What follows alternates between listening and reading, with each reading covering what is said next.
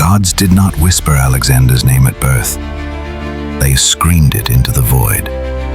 Long before his shadow fell across 3 continents, before cities bowed to his name and empires crumbled beneath his feet, he was just a boy in Aegae, a wild, stargazing prince with too many questions and not enough fear.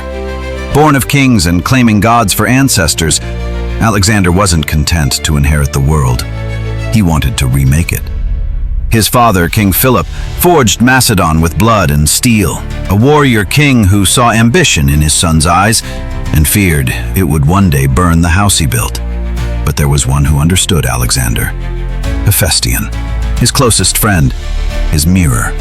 Where Alexander saw the world as clay to be shaped, Hephaestion saw the cost, in lives, in love, in the erosion of soul. Together they dreamed beneath the stars, but the stars had plans of their own.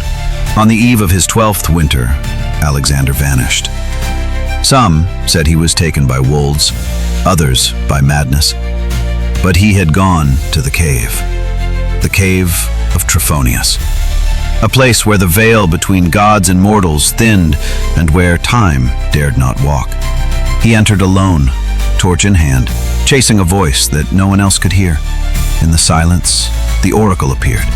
Neither man nor woman, neither flame nor flesh, a shifting shadow of time and stone. It spoke only once.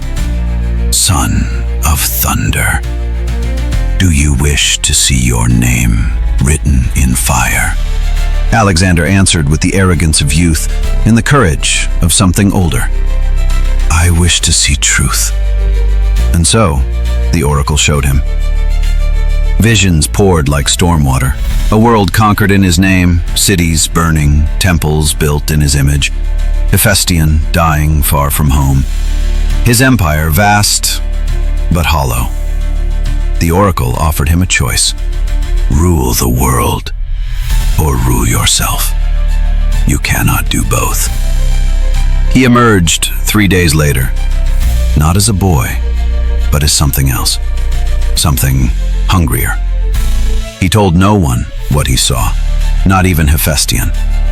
But from that day on, Alexander changed. He trained harder, thought deeper, defied his tutors, argued with his father, whispered to the wind, listened to stars. He began to believe he was not meant for this world, but fated to consume it. He tamed the untamable horse, Bucephalus, not with fear, but understanding. He quoted philosophers before breakfast and challenged generals before sunset. He spoke of Persia, Egypt, and lands beyond the oceans, and his father laughed.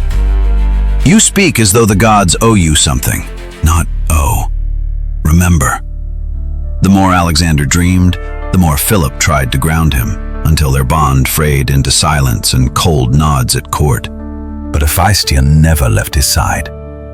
When others called him mad, Hephaestion called him dangerous, but brilliant. When others tried to mold him, Hephaestion reminded him to be human. One night, beneath the moon, Hephaestion asked, "Why do you chase destiny?"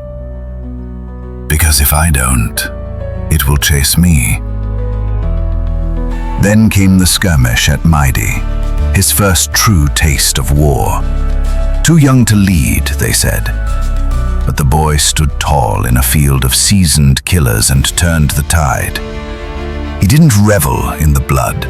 He simply watched it flow and understood what empires cost. He returned with mud on his boots, a torn cloak, and the eyes of a man who had killed. His father offered a rare nod. But Alexander no longer needed his approval. He had seen beyond it. In secret, he returned to the cave, not to ask questions, but to answer one. If I refuse the world, what becomes of me? The cave was silent. Even the gods were watching. Years passed. Boys became soldiers.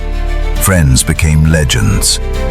Hephaestion remained his anchor, the only one who saw not the crown but the weight beneath it. When Hephaestion died, Thousands wept. But Alexander did not. He simply walked into the temple and screamed into the void where the gods once screamed his name. Then, he burned the city where Hephaestion had fallen. People say Alexander died many years later, poisoned or sick. But the truth is, Alexander died the moment he realized prophecy was not a gift, but a cage. He became what he saw in that cave, and could never unsee it. This is not the story of a king. It's the story of a boy who tried to outrun fate and became it.